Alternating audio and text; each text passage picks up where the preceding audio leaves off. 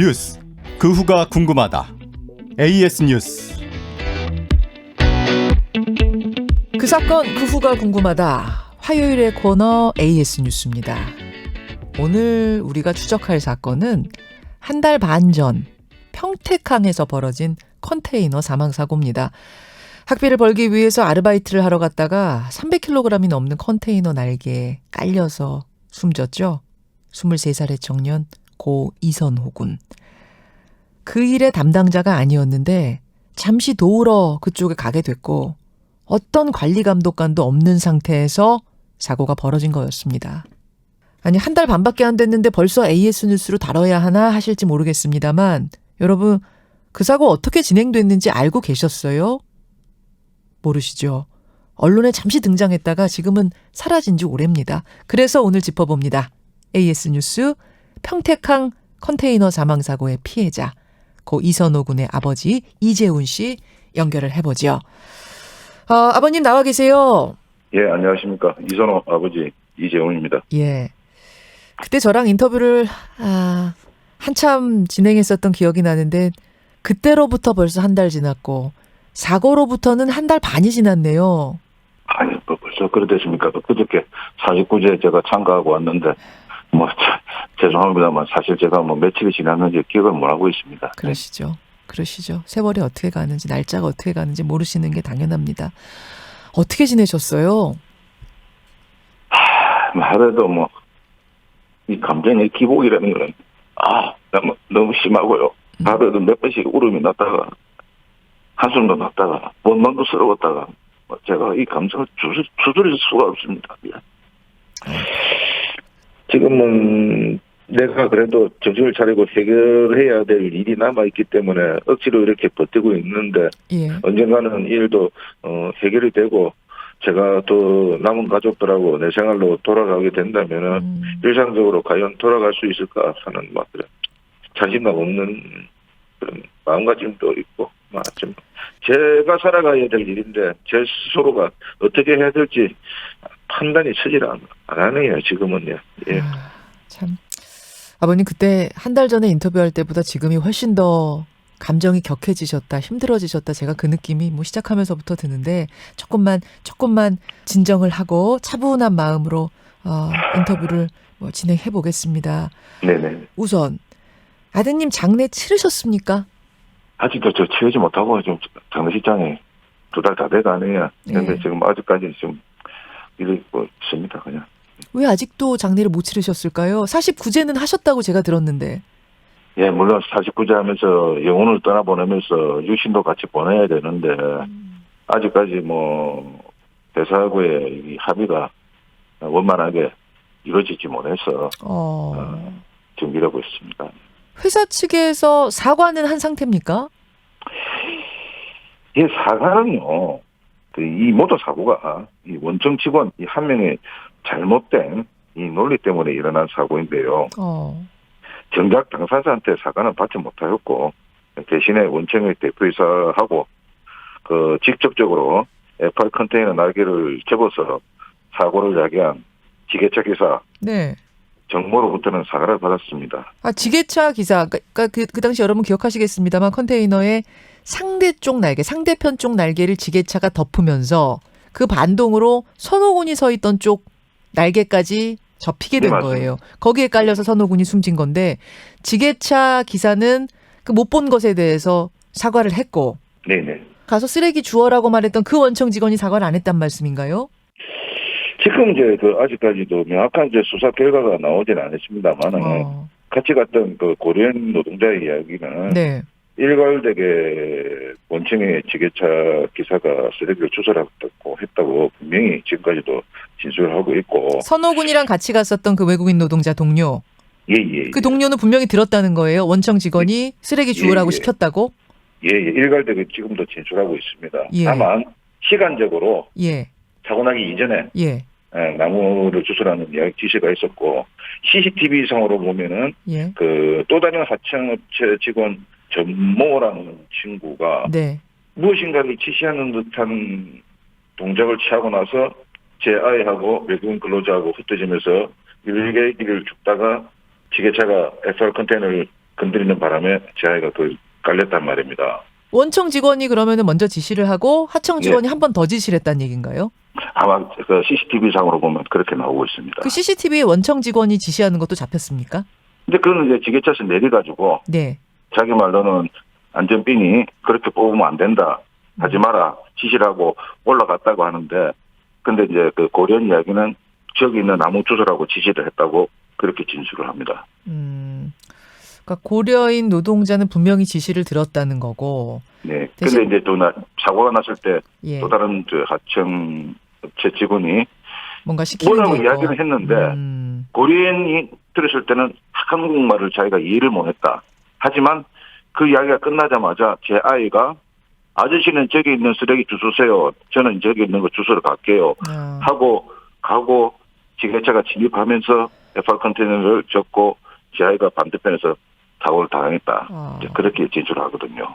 그러니까 지금 아버님은 그 고려인은 분명히 들었다는데 이건 사과를 도의적으로 해야 되는 거 아니냐라는 말씀이신 거고 네네. 그 원청 직원은 나는 시킨 적이 없다. 이렇다 보니까 사과할 일도 없다. 이런 입장인 예, 예. 거군요. 그렇게 진행되고 예, 예. 있는 거군요. 예, 맞습니다. 예. 이건 이제 경찰 조사가 더 있어야 될 텐데 과연 예, 이게 증언 외에 다른 증거라는 게 더 있을 수 있느냐. 이게 좀 답답한 노릇이겠어요. 그렇습니다. 그러니까 이제 뭐 경찰 조사 결과에서 뭐 심증은 가지만 정확한 물증이 없다 이렇게 판단이 난다면요. 네. 저로서도 어떻게 다른 방법이 없지 않느냐 그 말씀을 드리는 겁니다 지금. 알겠습니다. 장례 못 치르고 사과도 아직 제대로 다 이루어지지 않은 것 같고. 근데 그 원청 직원이 쓰레기를 주우라고 시켰든 어쨌든 간에 거기에 있어야 될 한 사람 안전요원이 있었으면 이런 사건은 벌어지지 않았을 겁니다. 그 원청 직원은 어차피 안전요원으로서 배치된 건 아니었으니까요. 예, 맞습니다. 그렇죠. 네. 자, 안전요원 배치 당장 해야 된다라고 언론들이 그 당시에 다 얘기했고요. 대통령도 조문 가서 사과하고 위로 전하면서 산업안전 더 살펴라. 안전한 나라 만들어라. 이렇게 얘기했거든요. 네네.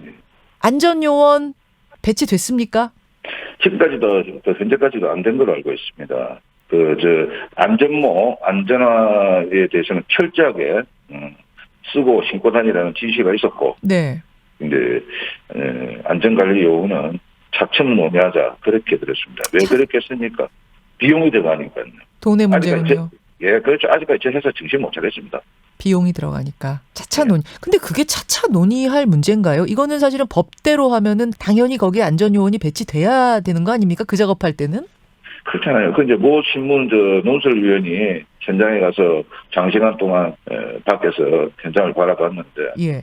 상만에 대해서 집중 근로 감독이 실시되고 있는 중에서도 안전 요원을 찾을 수가 없다. 그렇게 적었거든요. 자기가 본 사실 그대로. 그러니까 그 위험한 지게차 42도이라는 지게차 있지 않습니까? 네. 큰 컨테이너 이제 옮기는 거. 예.